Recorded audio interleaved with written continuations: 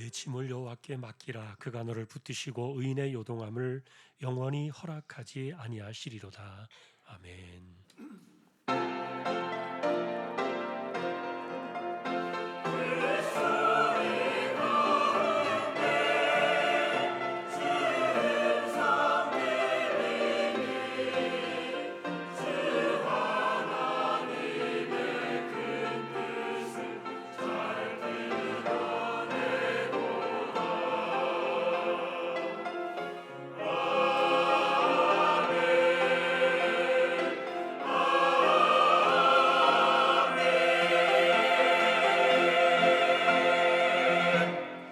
하나님 아버지 감사합니다. 주님의 날을 주셔서 예배자로 저희들이 섰습니다. 부족한 심령들 붙들어 두시고 영과 진리로 예배하도록 성령께서 주장하여 주옵소서. 예배의 시험을 의탁합니다. 존귀하신 예수 그리스도의 이름으로 기도하옵나이다. 아멘.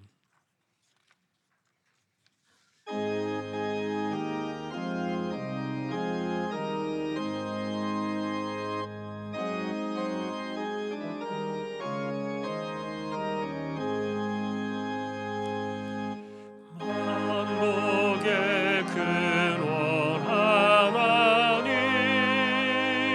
온 백성 찬송 드리고 저 천사여 찬송하세. 찬송 성부 성자 성령.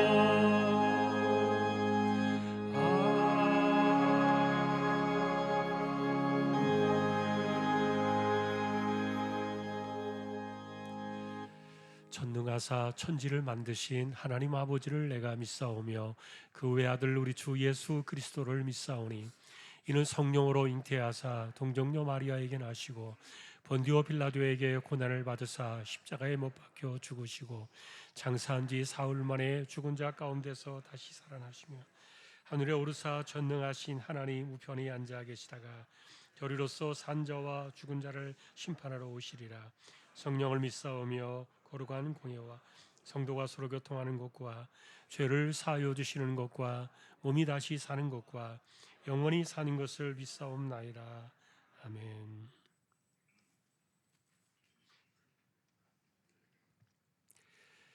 여호와께서 내 음성과 내 간구를 들으심으로 내가 그를 사랑하는도다. 사망의 줄이 나를 두르고 수월의 고통이 내게 이르므로 내가 환난과 슬픔을 만났을 때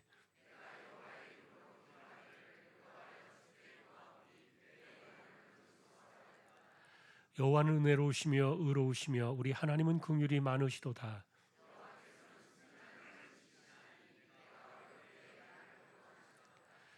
내 영혼이 네 평안함으로 돌아갈지어다. 여호와께서 너를 후대하심이로다.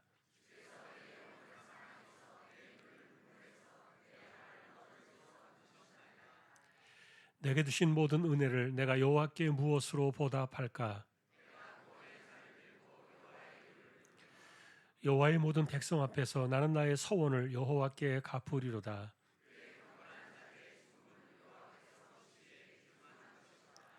아멘.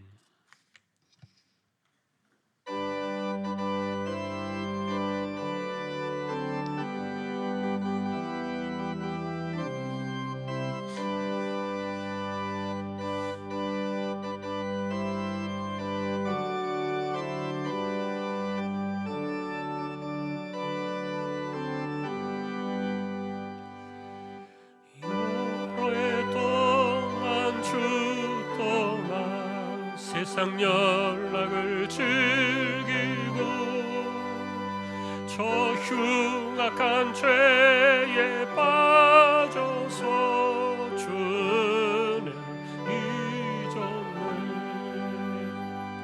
오 사랑의 예수님, 내 맘을 공렵니다.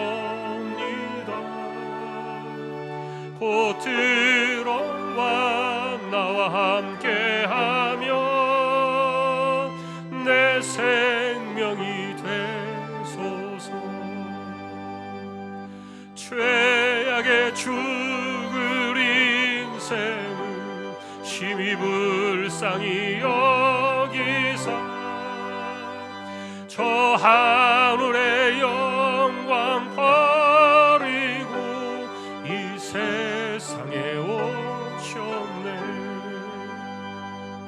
오 사랑의 예수님, 내 맘을 권엽니다. 곧 들어와 나와 함께하며 내 생명이 되소서. 홍포를 입은 구주는 가시면류관 쓰시고 저 십자가 높이 달리사 그 아픔을 참았네. 오 사랑의 예수님, 내 맘을 권엽니다. 곧 들어와 나와 함께하며 내 생명이 되소서. 미련한 우리 인생은 주의 공로를 모르고 그 쓸쓸한 사막 가운데 늘 헤매고 다녔네. 오 사랑의 예수님, 내 맘을 권엽니다. 곧 들어와 나와 함께하며 내 생명이 되소서.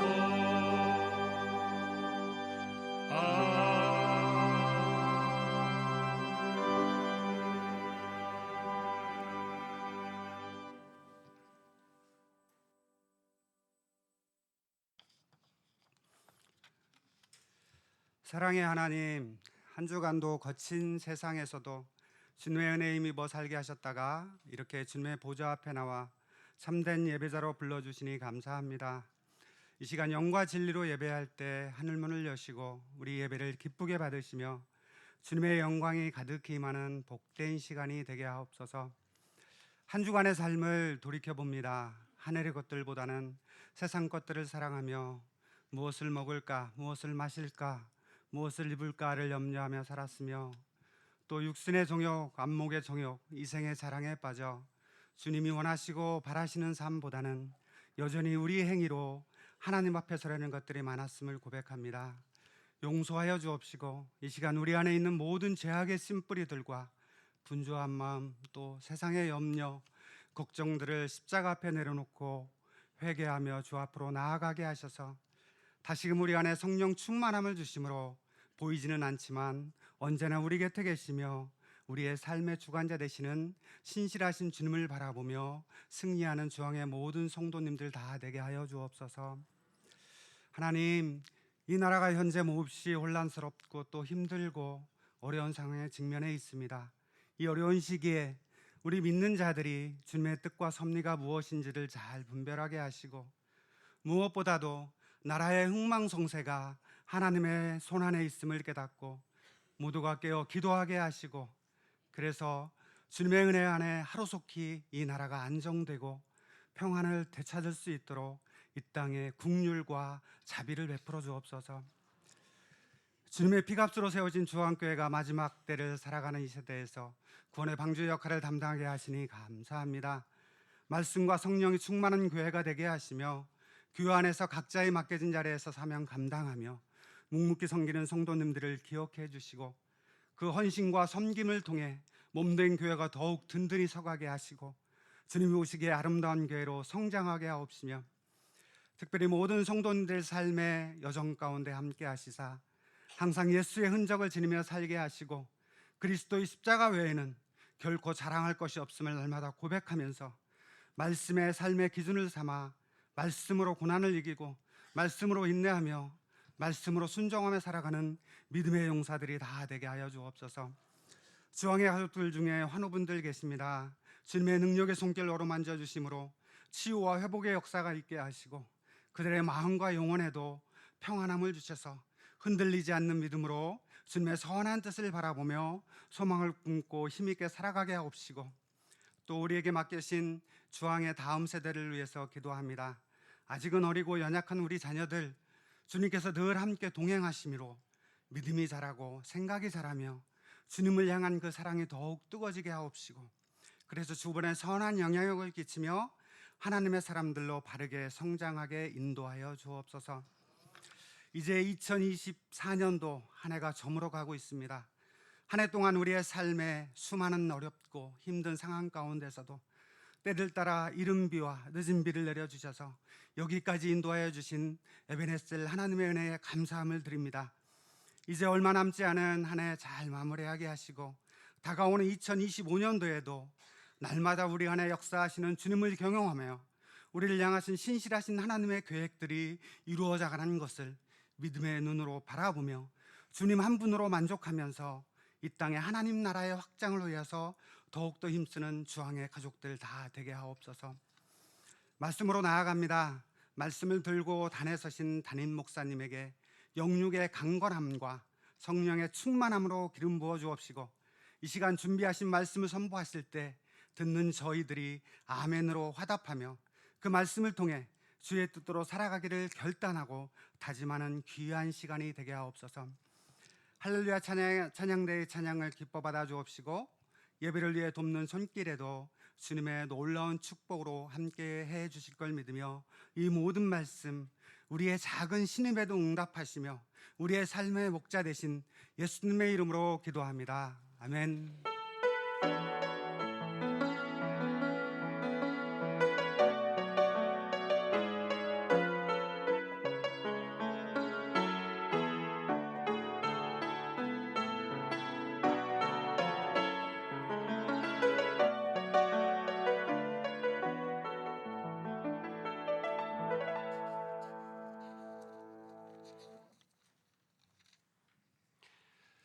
하나님의 말씀, 오늘은 창세기 32장이 되겠습니다. 24절에서 32절입니다. 창세기 32장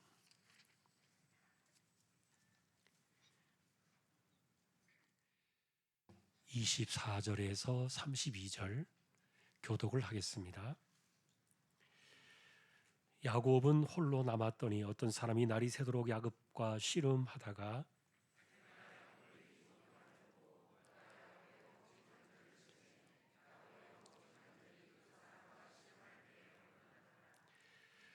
그가 이르되 날이 새려하니 나를 가게 하라. 야곱이 이르되 당신이 내게 축복하지 아니하면 가게 하지 아니하겠나이다.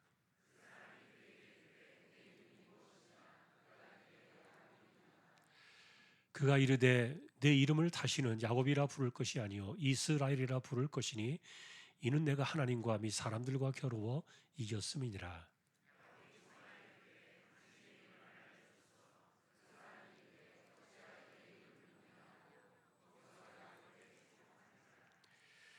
그러므로 야곱이 그곳 이름을 브니엘이라 하였으니 그가 이르기를 내가 하나님과 대면하여 보았으나 내 생명이 보존되었다 함이더라.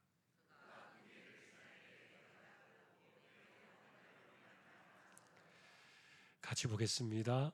그 사람이 야곱의 허벅지 관절에 있는 둔부의 힘줄을 쳤으므로 이스라엘 사람들이 지금까지 허벅지 관절에 있는 둔부의 힘줄을 먹지 아니하더라.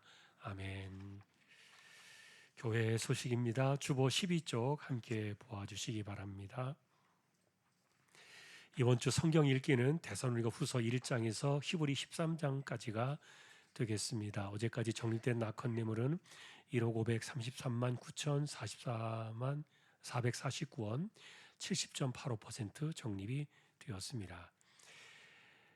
오늘 오후 예배는 성경연구원 종강예배로 드려지게 되겠습니다. 또 하반기 재정감사 주보 참조하시기 바랍니다. 그리고 문윤미 집사님 호산나 찬양대 또 섬기시게 되었습니다. 이사하신 가정 주보를 보아주시고요. 장례가 있었습니다. 한기영 집사님 가정, 또 이성민 집사님 가정에 각각 모친 장례가 있었습니다. 위로의 교제가 함께 하시기를 바랍니다. 토요일에는 결혼식이 있습니다. 김성숙 집사님 딸 민지양, 토요일 날 당산동에 11시 30분입니다. 교회 출발은 오전 10시가 되겠고요. 오후에 이은연 우리 이세라 우리 청년 결혼은 4시 안산이 되겠습니다. 교회 출발은 오후 3시가 되겠습니다. 함께 또 축하해 주시면 좋겠습니다. 오늘 아래 광고는 코이트 고영탁 집사님 사업장 소개되었습니다. 기도를 부탁드립니다. 다른 내용들은 주보를 보아주시면 되겠습니다. 이제 하나님 앞에 예물을 드리는 시간입니다. 정성껏 준비하신 예물을 하나님께 드리겠습니다.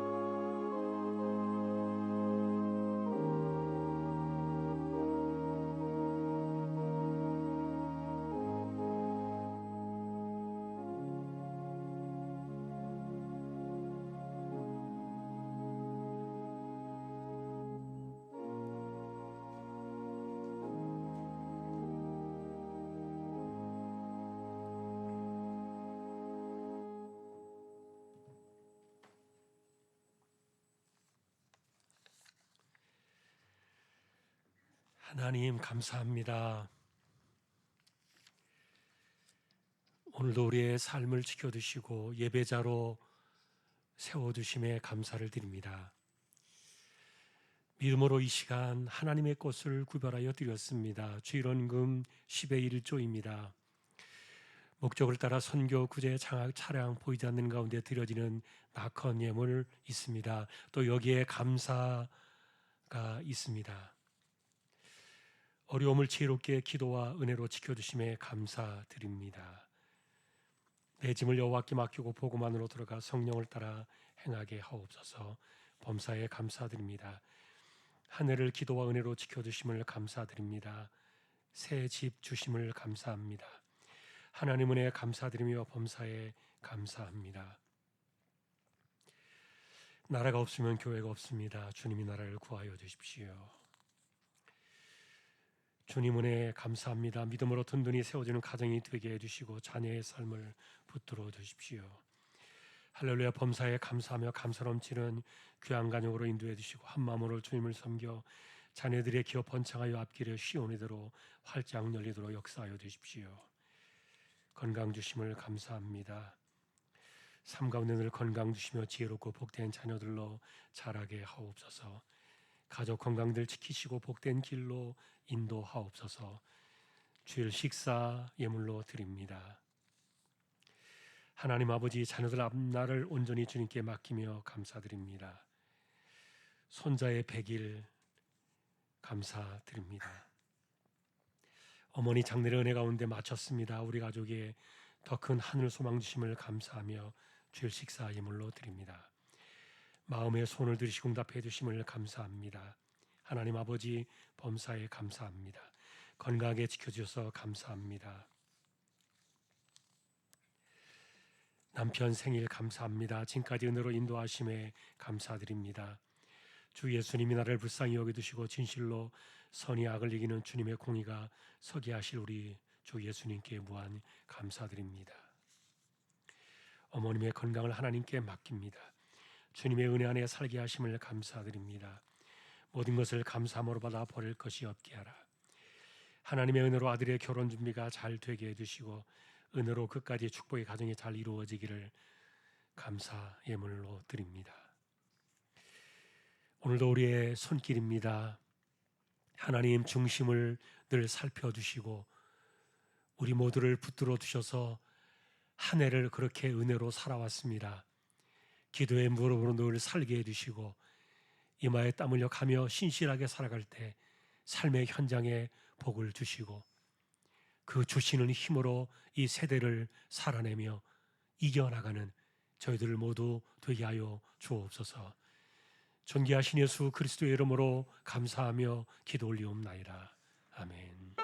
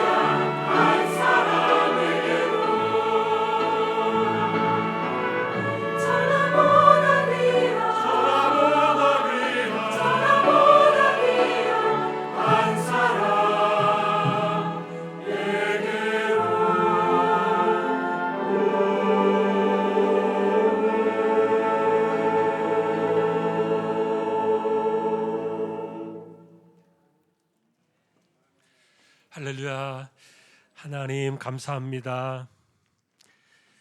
찬양으로 섬겼습니다. 영광을 받으시옵소서. 말씀 앞에 이제 서려고 합니다. 부족한 종과 저희 모두에게 말씀으로 임재하여 주옵소서. 존귀하신 예수님의 이름으로 기도합니다. 아멘.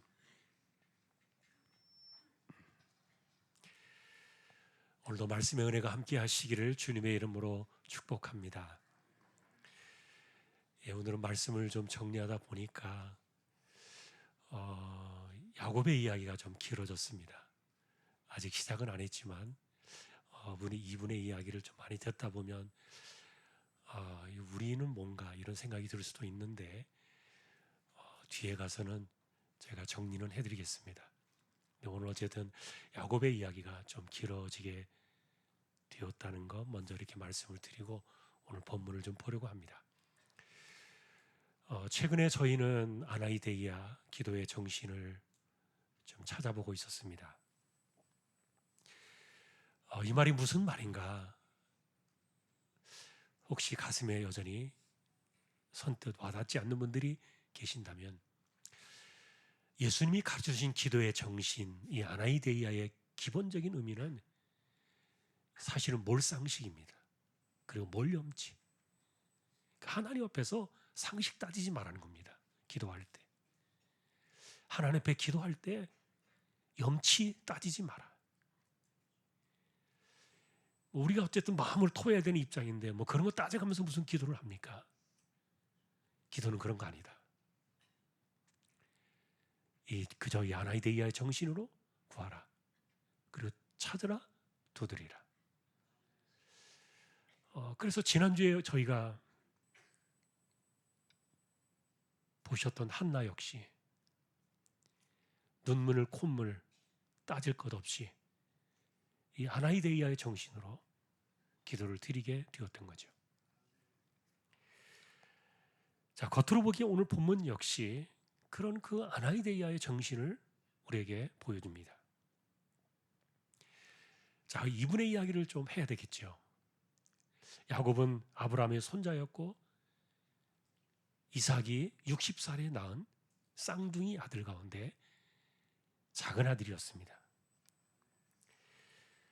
본래 이분의 이야기가 이렇게 성경에 들어온 이유는 믿음의 조상들에 관한 이유를 담기 위해서 기록에 들어왔지만 오늘 우리의 이야기를 좀 더 좁혀보면 어떻게 쌍둥이 형제가 원수지간이 되어서 이런 지경까지 이르렀나,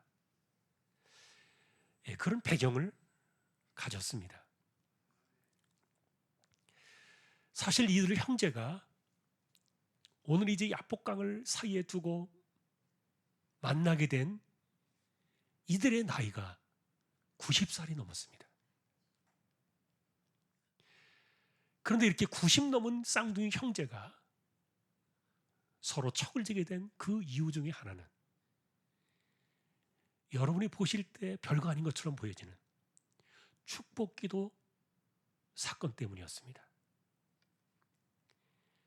아버지가 아들의 머리에 손을 얹고 축복기도 해주는 것,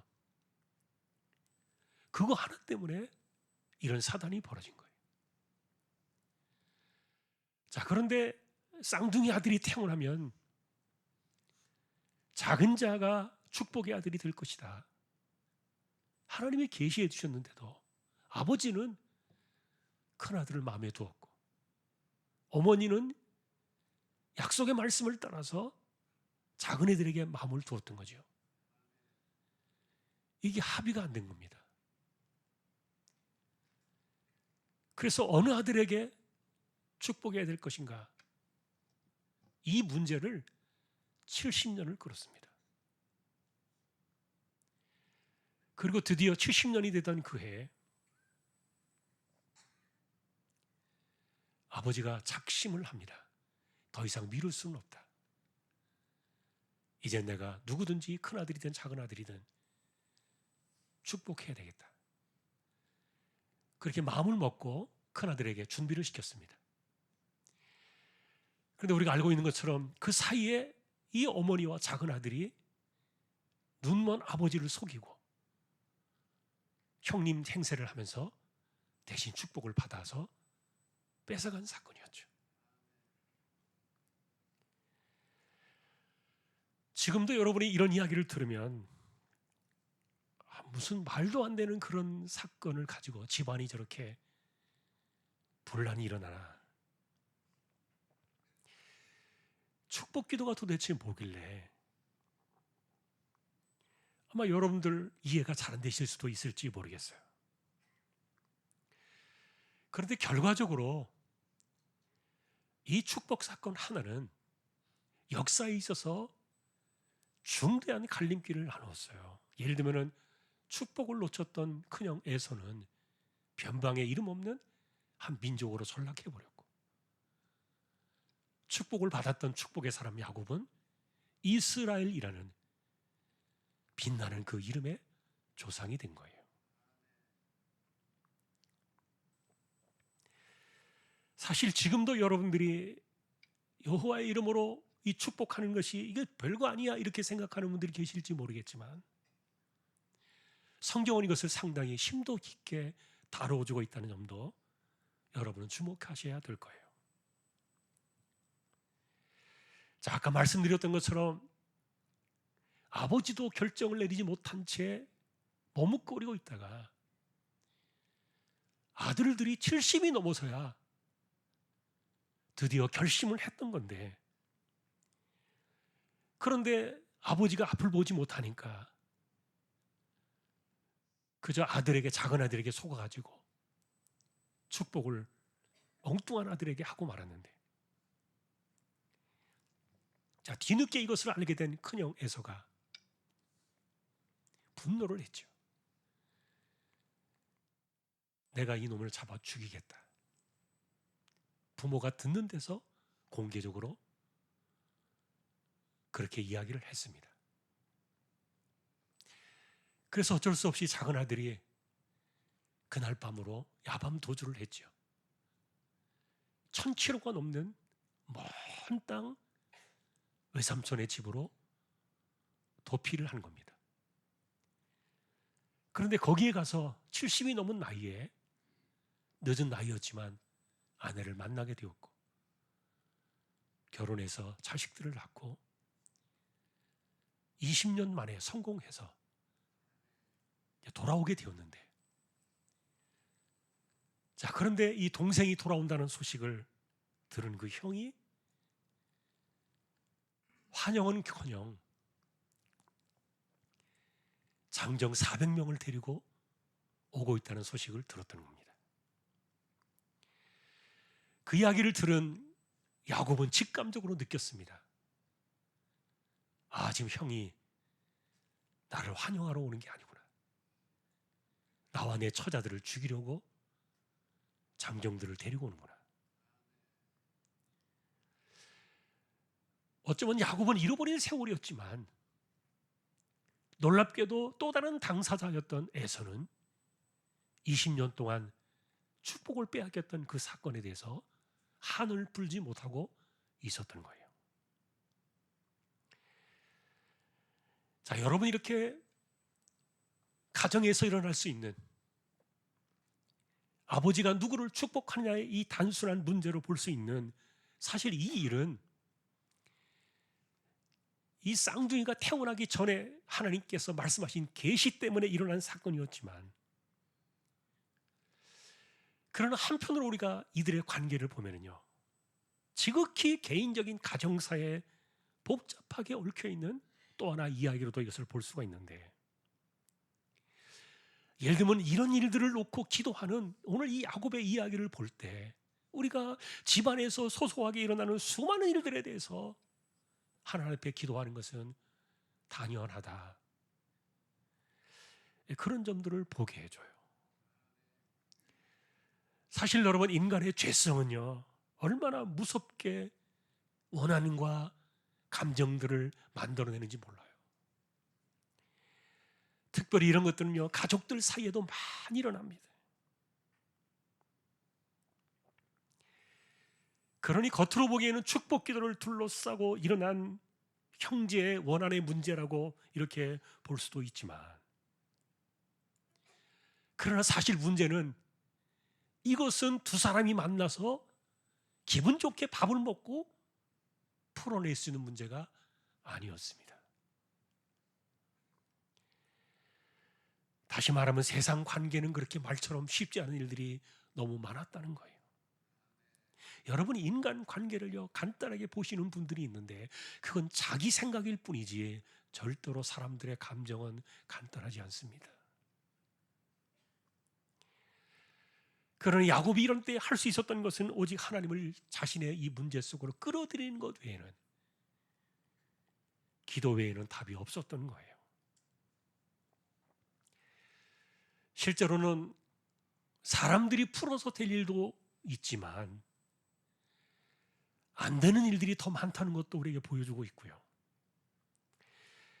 그래서 형제 간의 이 해묵은 원한 문제에 하나님께서 개입해 주셔야만 한다는 이 기도를 드릴 수밖에 없는 야곱의 이 딱한 사정이 오늘 본문의 배경이지만, 어쨌든 인간의 죄성이 만들어내는 상한 감정과 원한의 묵은 관계들은 한번 틀어지기 시작하면 사람들 속에서 생각처럼 그렇게 쉽게 풀어지지 않는다는 거예요. 여러분, 살면서 누군가에게 원한 심어주면 안 돼요. 하나님은 뒤끝이 없으시지만 사람은 뒤끝이 많아요. 감정이 한번 복잡하게 얽히기 시작하면요 굉장히 어렵습니다.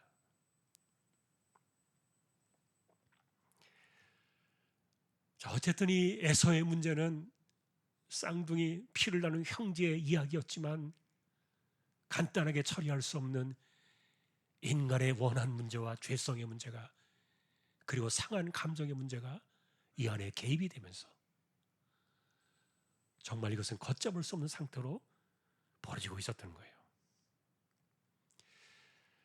자, 이런 것들을 처리해 주시기 위해서 하나님의 간섭하심을 구하며 야곱이 기도의 자리로 나아가게 되었지만,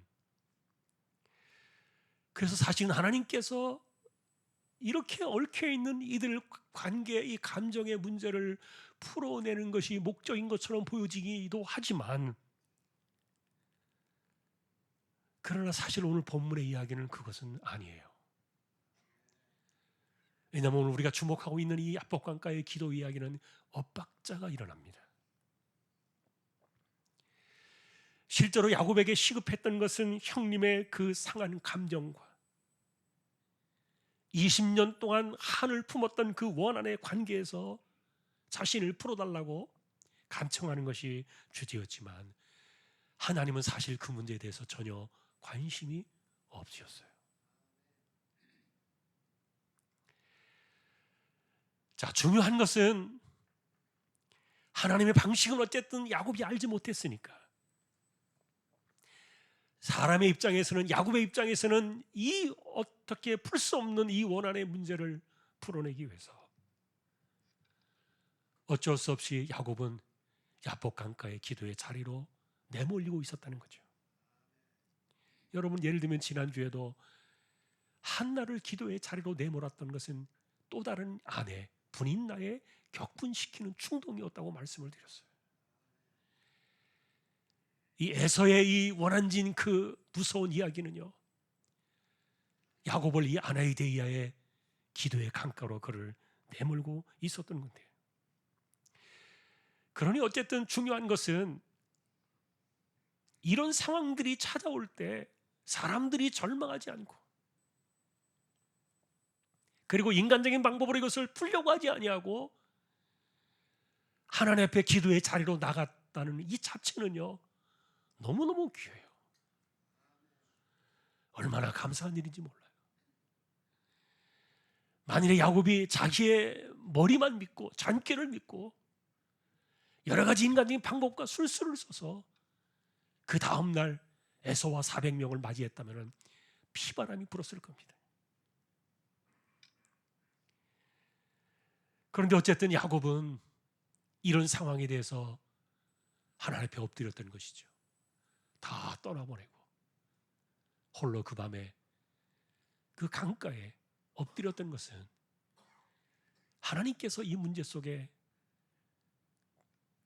개입하셔서 간섭해 주시기를 바라는 그런 마음이 간절했기 때문이에요.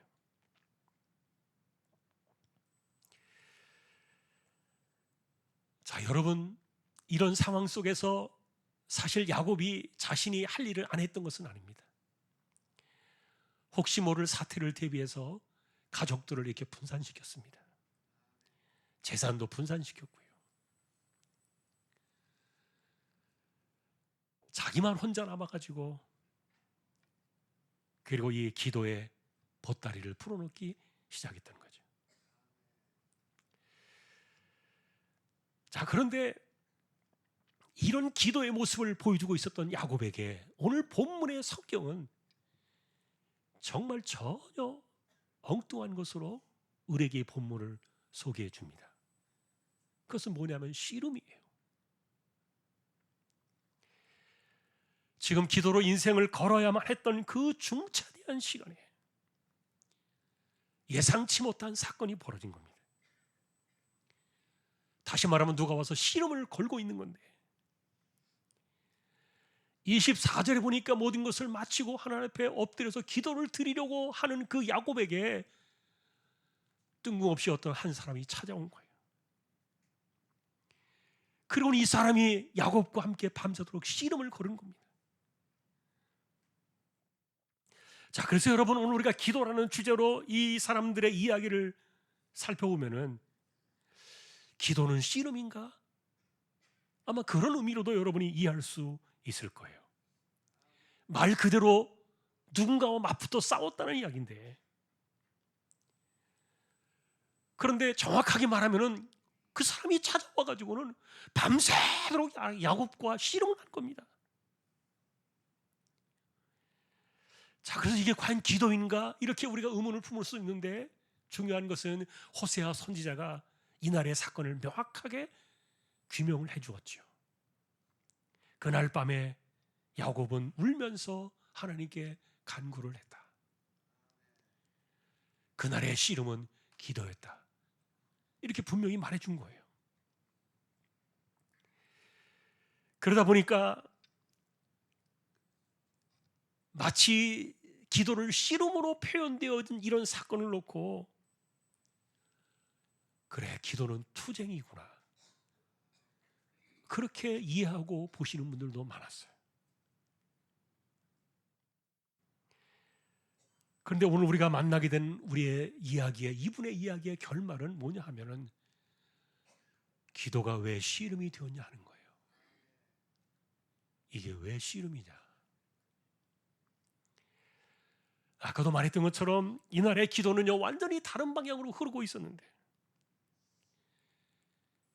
기도가 아니라 씨름으로 변질된 사건이에요. 그리고 여기에는 씨름을 걸며 찾아온 이 신적인 존재에 대한 이분의 이야기가 덧입혀지면서 상당히 이 사건은 복잡한 이야기로 번지고 말았어요. 예를 들면 여러분 이런 이야기예요. 첫 번째로 야곱을 공격한 그는 도대체 누구인가? 두 번째로 야곱에게 씨름을 걸었던 이 사람의 동기는 무엇인가? 세 번째로 밤새도록 공격을 견뎌야 했던 야곱의 능력은 어떻게 설명할 수가 있을까? 네 번째로 야곱의 이름을 이스라엘로 바꾸는 것의 의미는 무엇인가? 다섯 번째, 야곱이 공격자의 이름을 물었던 이유는 무엇인가? 여섯 번째, 야곱 스스로 하나님의 얼굴을 보았다고 확신을 했고 그곳 이름을 분이엘, 하나님의 얼굴이라고 이름을 붙이는 것이 과연 타당했는가? 이런 복잡한 질문들이 만들어졌어요. 오늘 우리가 이것을 다 살필 수 있는 내용들은 아니고요. 다만 이날의 사건이 왜 기도가 씨름으로 바뀌었는가를 말해주는 단 하나의 단서가 있습니다. 그것이 여러분 축복입니다. 밤이 새도록 이 사람과 씨름을 할 때 야곱은 그를 붙잡고 놓아주지 않는 자신을 발견하게 됩니다. 처음에는 이 사람을 밀쳐내려고 했지요. 그런데 시간이 지날수록 야곱은 그 사람에게 도리어 매달리고 있는 자신을 보게 된 겁니다. 그리고 결국에는 나를 축복하지 않는다면 나는 당신을 절대로 가게 하지 않겠다. 그렇게 붙드는 자신을 발견하게 되는데 결국 그 사람은 야곱을 축복하게 되었고요. 이 축복은 두 가지 증거를 남겼어요. 첫째로 그날 이후로 야곱에서 그의 이름은 이스라엘이 됩니다. 그가 만난 그 사람은 하나님 그분 자신이었다는 사실 때문이었죠. 두 번째는 이날의 씨름은 꿈이나 환상이 아니라는 증거도 남겼는데 그것은 씨름하는 가운데 이 사람이 허벅지 관절을 이 엉덩이에 힘줄을 차면서 야곱이 그 이후로 다리를 절게 된 이 현실이 이날의 씨름은 꿈이 아니었구나. 결과적으로 오늘 만들어낸 이날 사건의 결론은요, 축복이었습니다. 사실 왜 우리가 이것을 주목하는가 하면은 야곱의 기도는 내가 어떻게 형의 이 칼날을 피할 것인가. 그런데 기도를 시작하기도 전에 어떤 씨름꾼이 찾아와가지고는 밤새도록 야곱의 기도를 방해하면서 씨름을 거는 거예요. 아마도 야곱은요, 기도를 방해하는 방해꾼처럼 느끼는 이 사람이 떼어놓으려 했을 겁니다. 그런데 아무리 떼어놓으려 해도 이 사람은 가지 않는 거예요. 도리어 야곱을 붙잡고 씨름을 걸면서 기도를 방해하는 것처럼 보였다는 거예요. 그러니까 내가 지금 죽을 심정인데 도대체 이 사람은 뭔가? 왜 이렇게 나의 기도를 방해하는가? 그런데 그날이 다 지나도록, 그 밤이 지나도록 야곱의 이 절박한 심정은 아랑곳하지 않고 계속 들러붙어가지고 이 사람은 떨어지지를 않았던 거예요. 그리고 허벅지 힘줄이 끊어질 정도로 씨름이 끝나고 나서야 야곱이 스스로 얻은 결론은 축복이었다는 겁니다. 자, 이것이 오늘 우리가 만나는 결론인데 이 도대체 무슨 말인가? 하나님은 왜 씨름을 걸어오셔서 야곱의 절박한 마음과 시간을 그날 밤 모두 소진하게 만든 것인가? 날이 밝아오면 꼼짝없이 400명의 장정을 맞이해야 되는데 이 사람은 왜 내 기도의 시간을 다 뺏어가 버리는가? 왜 떨어지지 않는 것인가? 시간이 지날수록 씨름을 통해서 보는 관점은 이렇게 바뀌어지고 있었던 거예요. 그런데 이 사람과 씨름을 하면서 밤새도록 야곱이 변하고 있는 것들을 보게 됩니다. 처음에는 절박한 심정으로 엎드렸는데 그런데 어느덧 씨름에 기진해가는 그런 상황 속에서 이 절박감은 사라져버리고 야곱의 마음속에 축복을 구하는 마음이 간절하게 일어나기 시작했던 거예요. 그러니 여러분, 죽느냐 사느냐 이 원한과 살기가 가득한 이 현장을 풀어가야만 하는 이런 위급성을 생각한 이 기도의 사람의 입장에서는 이게 축복을 달라는 것이 이게 무슨 해답인가 반문할 수 있을지 모르겠지만 그런데 결과적으로 야곱이 구했던 축복이 옳았습니다. 20년의 원한도 상한 감정들도 모두 풀어내는 진정한 열쇠가 되었기 때문인데 자, 그래서 이제 이 이야기를 정리해 보겠습니다. 형제간의 원한이 생긴 이유는 축복 사건 때문이라고 말씀을 드렸습니다. 그리고 그 축복은 내가 언약 백성으로 그를 세우시겠다는 하나님의 약속에 대한 증표였고요. 그리고 이 말씀을 야곱은 어린 시절부터 모친으로부터 들었던 그 이야기. 그래서 야곱은 어린 시절부터 들었던 그 약속의 말씀을 지키기 위해서 그 말씀을 붙잡기 위해서 그 숱한 오해와 비난을 들으면서 그 길을 살아왔던 거예요. 다시 말하면 여러분, 야곱이 왜 그럴 수밖에 없었는가? 그는 왜 간사하고 그는 왜 사기꾼 같은 삶을 살았고 그는 왜 술수를 부렸고 사람들을 속이는 사람으로 살 수밖에 없었는가? 그것에 대한 야곱의 내면의 본성은요, 아무도 사람들이 보지 못했어요. 그런데 야곱은 스스로가 하나님이 어린 시절 태어나기도 전에 모친으로부터 줬던 그 약속의 말씀을 붙잡고 그것을 지키고 그것을 자기 인생의 믿음으로 삼기 위해서 이렇게 모진 세월 사기꾼이라는 그런 이야기를, 비난을 들으면서도 그는 이 축복의 길을 걸어가야 했던 겁니다. 그것을 묵묵하게 아버지 밑에서 기다려왔던 시간이 70년이었고, 자, 그런데 그날의 그 믿음을 따라, 약속의 말씀을 따라 자신의 인생을 거기에 올인했던 이 사건 하나가 결국 야곱을 죽게 하는 자리로 내몰고 있었던 거예요. 자, 그러니 이제 우리는 여기에서 질문해야 됩니다. 여러분 같으면은 이런 자리에 하나님이 오셔야 할까요? 아니면 그냥 내버려 두셔야 옳을까요? 다시 말하면 하나님께서 주신 약속의 말씀, 그것을 붙잡고 지키려고 평생을 믿음으로 살다가 그것 때문에 지금 원한에 빠져가지고 죽게 생겼는데, 과연 이 문제는 야곱의 문제였을까요? 아니면 하나님 그분의 문제였을까요?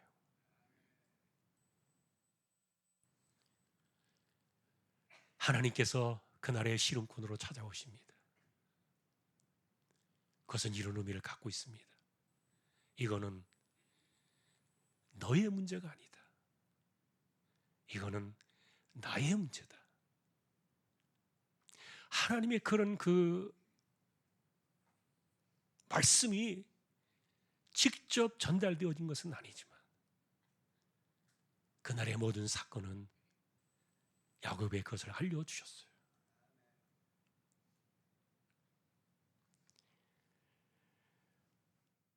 다시 말하면은 네가 평생을 태어나던 그 순간부터 70살에 아버지를 속이고 그 축복을 빼앗던 그 시간까지 하나님의 약속의 말씀 하나를 지키려고 그렇게 살아왔던 너의 세월, 너의 신앙, 그건 네 잘못 아니야. 그것은 너의 허물이 아니야. 그런 너의 실패가 아니야. 하나님이 인정해 주신 겁니다. 그래서 그날에 하나님께서는 야곱의 이름을 바꾸어 주십니다. 이제부터 너는 야곱이 아니다. 이제는 너는 이스라엘이다. 여러분, 어떻게 사람이 하나님을 겨루 이길 수 있습니까?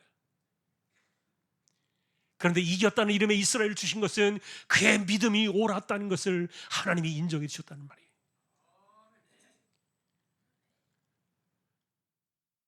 이전까지 야곱의 이름은 간사하다는 이름을 달고 살았습니다. 그러나 그동안의 세월이 믿음을 지키기 위해서, 말씀을 붙잡기 위해서 살아왔던 야곱의 세월을 하나님이 씨름꾼으로 찾아오셨어요. 그날 인정해 주셨다는 거예요. 야곱아, 너는 이제 사기꾼이 아니니라. 너는 나를 이긴 자다. 이스라엘이라 이름을 붙여주셨던 거예요.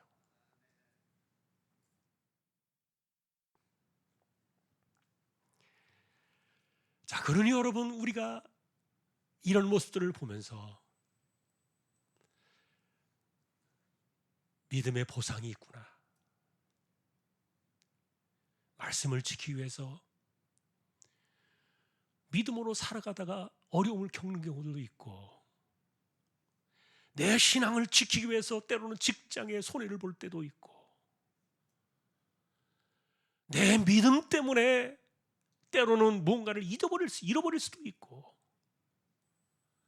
내가 말씀을 지키는 것 때문에 사람과의 관계가 깨어질 수도 있고 여러 가지 이런 일들이 생겨날 수도 있지만, 그러나 그런 문제에 대해서 내가 겪는 그 어려움 자체가 말씀을 지키기 위해서라면, 믿음을 지키다가 그렇게 찾아오는 어려움들이라면 하나님이 똑같이 찾아오실 거라는 거예요. 씨름꾼으로 찾아오십니다. 너의 문제는 너의 문제가 아니다. 이거는 나의 문제니라.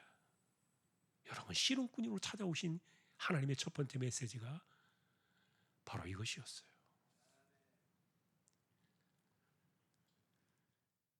자, 두 번째로 우리가 또 생각해 볼 문제는,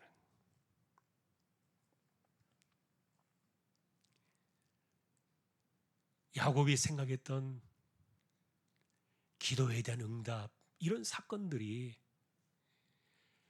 야곱은 그저 어떻게 하면 형의 마음을 풀 것인가, 어떻게 하면 이 위기를 벗어날 것인가, 내가 기도를 드리면 하나님께서 혹시 지진이 나게 하셔가지고 그 사람들 400명이 달려오다가 땅으로 혹시 꺼지지는 않을까, 아니면 하나님께서 갑자기 천둥번개를 쳐가지고 벼락을 맞아 죽지는 않을까, 아니면 말들이 오다가 다리들이 부러져가지고 어떻게 되지는 않을까.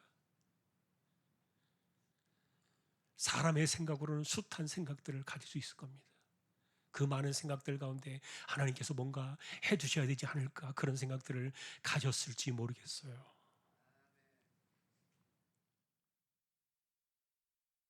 그런데 이런 모든 상황에 대해서 오늘 이야기는요, 아주 이상하게 결론이 끝난 거예요. 그게 뭡니까? 축복이었습니다.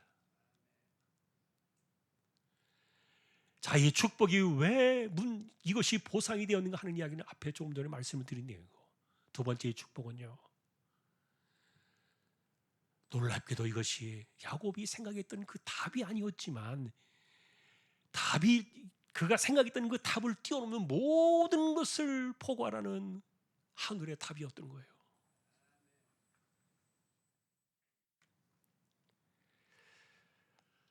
예를 들면 이것을 정리해보면 이렇습니다. 첫째로, 우리가 살면서 말씀을 지키기 위해서 살아가는 것은 대단히 필요하다는 거죠. 내가 신앙을 지키기 위해서 때로는 오해도 받고 사람들에게 내가 따돌림을 당할 수도 있고, 믿음을 지키기 위해서 살다가 어려운 일을 겪을 수도 있는데, 또 때로는 직장에서 버림을 받을 수도 있잖아요. 제일 큰 문제 중에 하나가 그런 거 아닙니까? 아니면 내가 내 신앙을 지키기 위해서 나는 이 직장을 포기할 수밖에 없다. 그런 일들이 우리의 삶에 찾아올 수 있는데, 그런 상황 속에서 기도의 자리로 나가서 아나이데의 마음을 가지고 기도를 드릴 때 하나님이 씨름꾼으로 찾아오신다는 거예요. 너의 문제는 너의 문제가 아니니라. 이건 나의 문제니라. 자, 그런데 이런 상황들을 우리가 놓고 보다 보니까 기도에 대한 그 응답이나 이런 그 내용들이 야곱이 생각했던 것과는 전혀 다른 축복이라는 결론으로 내려진 것을 볼 때, 그러니까 여러분, 우리가 기도를 생각해 볼 때요, 하나님, 이 문제가 이렇게 있는데 이거 이렇게 풀어주세요, 저렇게 풀어주세요, 그런 거 하지 말라는 거예요. 아주 잘못된 습관이에요. 하나님 무슨 뭐 어린아이도 아니시고, 물론 문제를 자기가 생각해서 고민해서 이렇게 풀어달라고 말하는 것은 말할 수 있겠죠.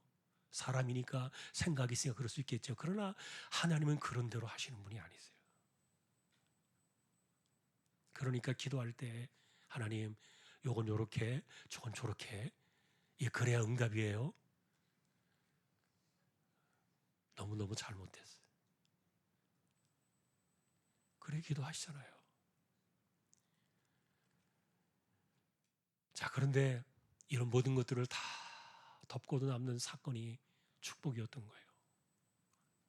그 말은 다른 말로 말하면 야곱을 축복의 사람으로 인정하는 그 순간에 모든 세상이 변합니다.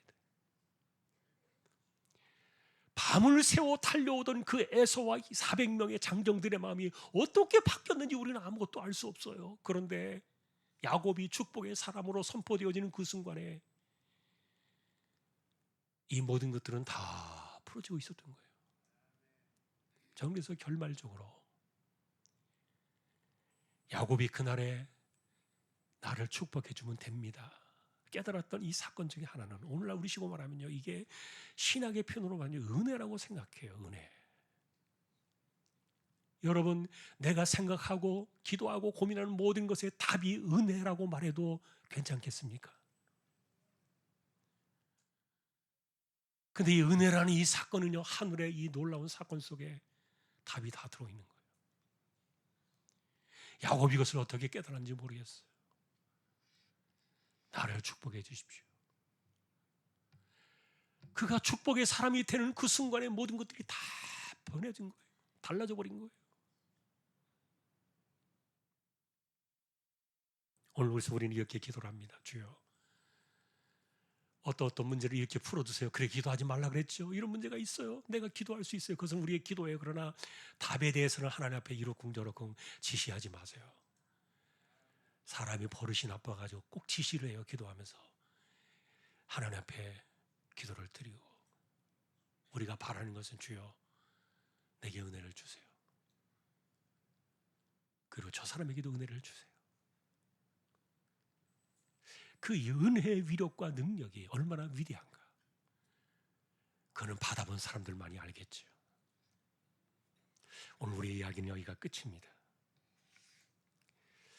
한 해가 지나고 새해가 또 다가오면서 90년이 넘은 이 세월 속에 하나님이 찾아오셔서 보상의 하나님으로 찾아오시는 이 모습을 씨름꾼의 모습에서 보면서 그런 생각이 듭니다. 아, 그렇구나. 이 땅에서 믿음을 지키며 살아가는 사람들은 하나님께서 보상의 시간으로 찾아오시는구나. 이 90년의 세월이 짧은 세월이 아니거든요. 제가 따져보니까 91살인가 그래요. 자, 그래서 우리가 그렇게 기도를 합니다. 주여, 나도 야곱처럼 믿음을 지키며 살게 해주십시오. 그리고 내가 믿음을 지키며 말씀을 지키며 살기 때문에 찾아오는 수많은 위험 문제들 속에 그것은 나의 문제가 아니라 하나님의 문제임을 씨름꾼으로 찾아오시는 하나님을 만나고,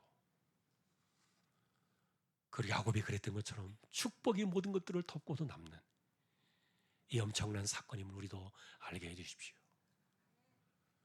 여러분, 다가오는 한 해 하나님의 찾아오심의 은혜와 그리고 은혜가 우리의 삶의 모든 것에 답이 될 수도 있다는 사실을 한 번 더 기억하며 그 자리로 나가는 우리 모두가 되시기를 주님의 이름으로 간절히 축원합니다.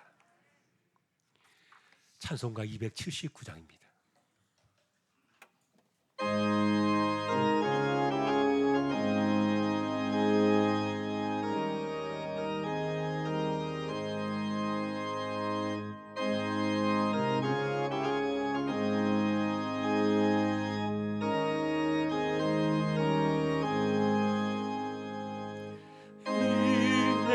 신 곳에 주여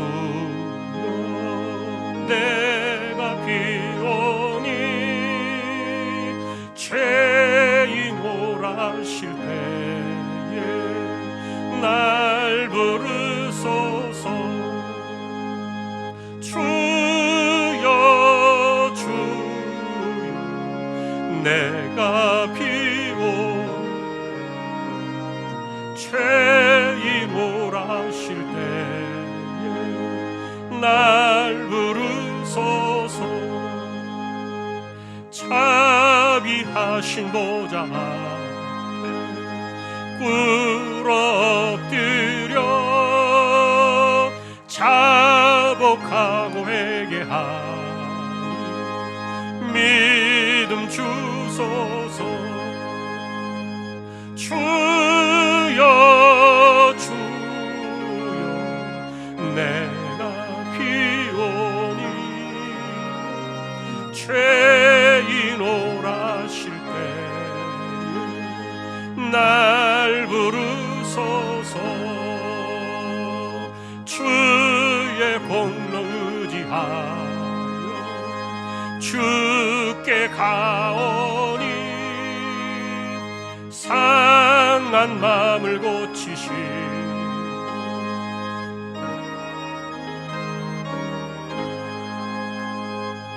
주여 주여 내가 비오니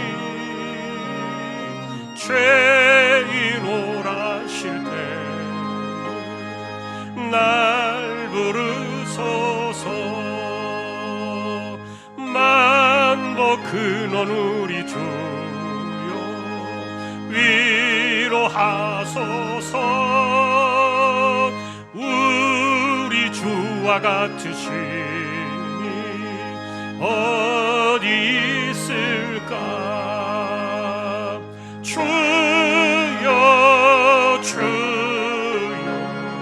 내가 비오니 죄인 오라실 때에 날 부르소서.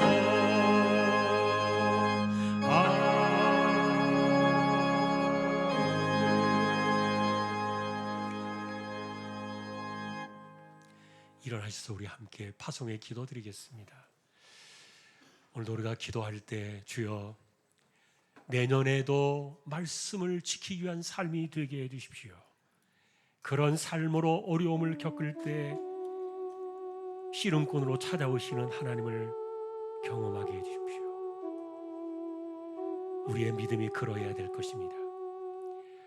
또한 여러분, 나라와 민족을 위해서도 안정과 평화를 위해서 기도해 주시기 바랍니다. 정치는 본래 그렇게 물어뜯듯이 싸우는 겁니다.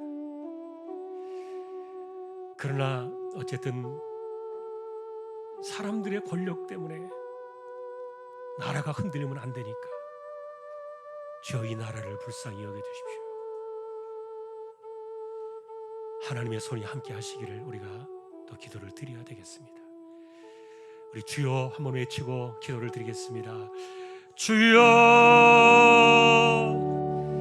하나님 아버지, 한 해가 가고 있습니다.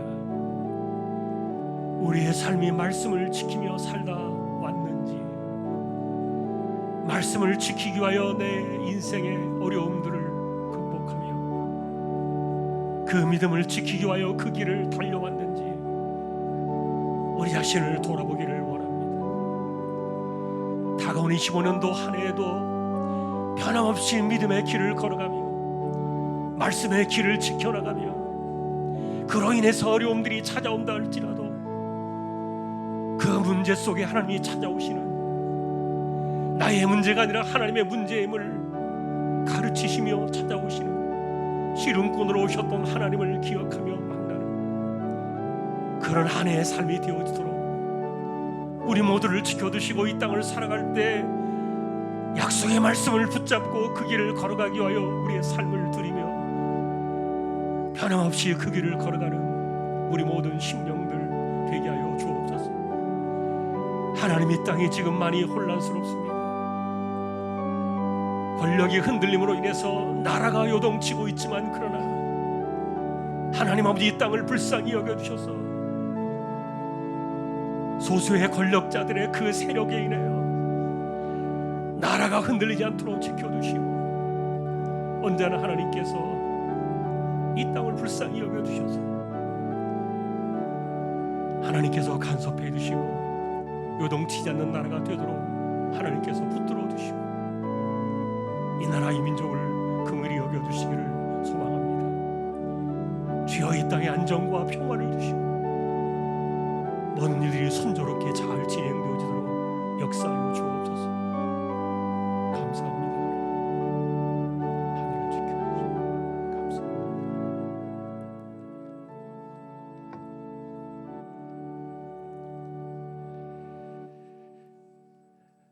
한 해를 지켜주심과 내년 한 해에도 변함없이 말씀을 지키며 살아가도록 이끌어 주시는 우리 주님 예수 그리스도의 은혜와 하나님 아버지의 사랑과 성령님의 감화 감동 위로 인도 교통 충만하심이 씨름꾼으로 찾아오신 하나님, 말씀을 지키며 살다가 생기는 어려움은 너의 문제가 아니라 나의 문제다.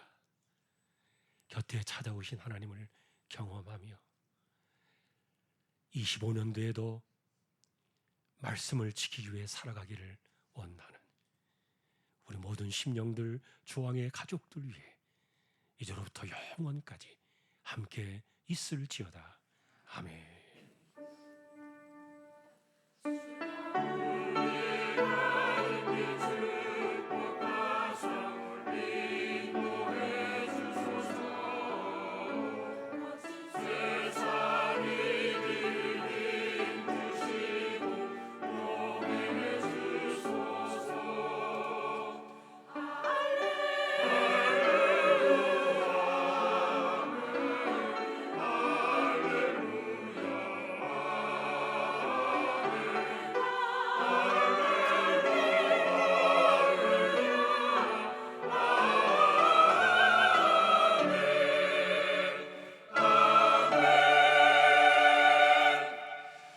한 주도 승리하시기를 주님의 이름으로 축복합니다.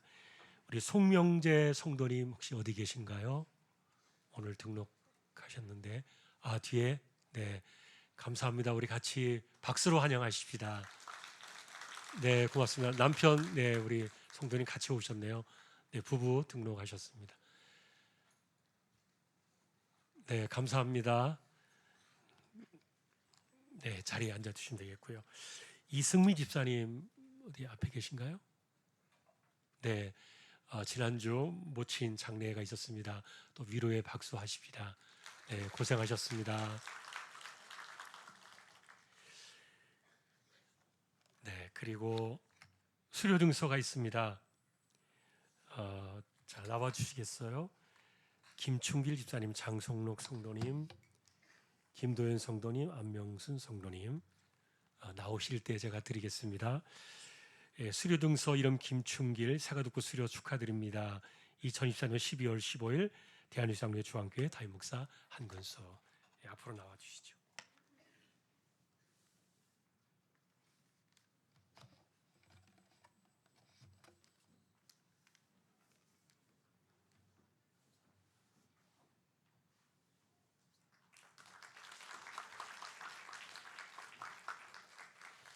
수료 증서 이름 장성록 이하 내용 같습니다.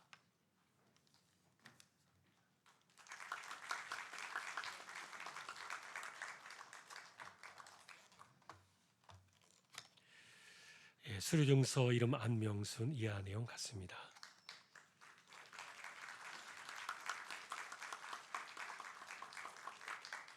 수료 증서 이름 김도연 이하 내용 같습니다.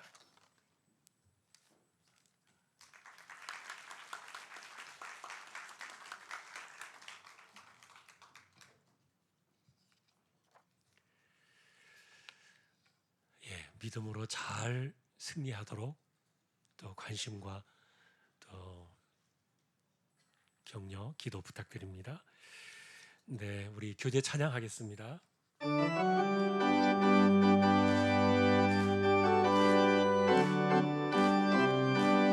예수 안에서 우리 화목됐네.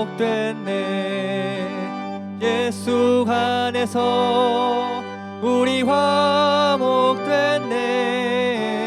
하나님의 영광 함께 누릴 소망인데 예수 안에서 우리 화목됐네. 예수 안에서 우리 사랑하네. 예수 안에서 우리 사랑하네. 하나님의 영광 함께 누릴 소망인데 예수 안에서 우리 사랑하네.